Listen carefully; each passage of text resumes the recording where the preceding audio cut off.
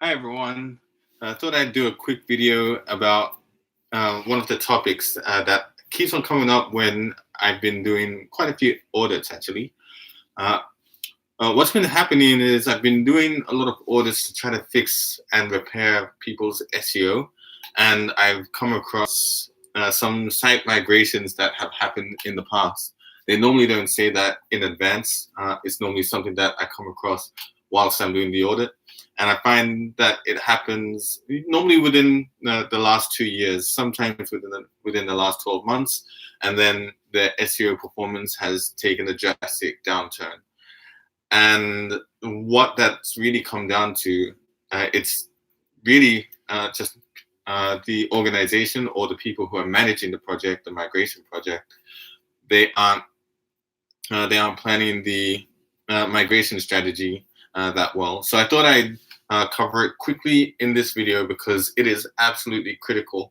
So, if you are an SEO person, or if you are hiring an SEO, if you're working with agencies, if you're working with specialists, whatever it might be, in what capacity, uh, just pay attention to a couple of the things that I'm going to talk through in this video, because I can't stress how critical it is to make sure that you keep on having that positive momentum that you were building before the migration, because the last thing you want is to lose everything that you've built up until that point.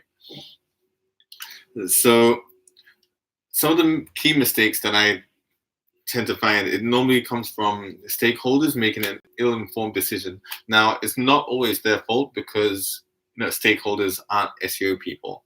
They are there to run the business, and they want to hire the right people to do the job and to do the migration properly. And sometimes I find that they end up investing or partnering with the web development agency, which would make sense. But quite a lot of web developers, they don't understand the importance of keeping the same URLs, if they are changing from one CMS to another, or one type of web page structure to another, what kind of impact that will have. Quite often I hear developers and people who are managing the project, they end up taking shortcuts. So they might say, oh yeah, we'll just do a 301 redirect. And we'll 301 redirect everything to the homepage, or we'll just minimize the categories. And something that I typically hear is, oh, it shouldn't impact the SEO too much. It shouldn't impact the SEO that much. And those assumptions are dangerous, because people making those assumptions, it's a theory, and you don't want that hypothesis to turn into a fact, because it might not impact the SEO, but if it does, it's too late. So stakeholders really need to know who to look for in terms of leading the SEO strategic direction, so they can be well informed, and they have somebody who's at the helm when doing the migration, because if the migration goes wrong, it could actually cost the business quite a lot.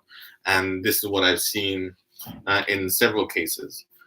So some of the things that I've been able to fix with some of the projects I've been working on, a lot of it is to do with 404 pages. So web pages that should be live, that were deleted and they weren't redirected.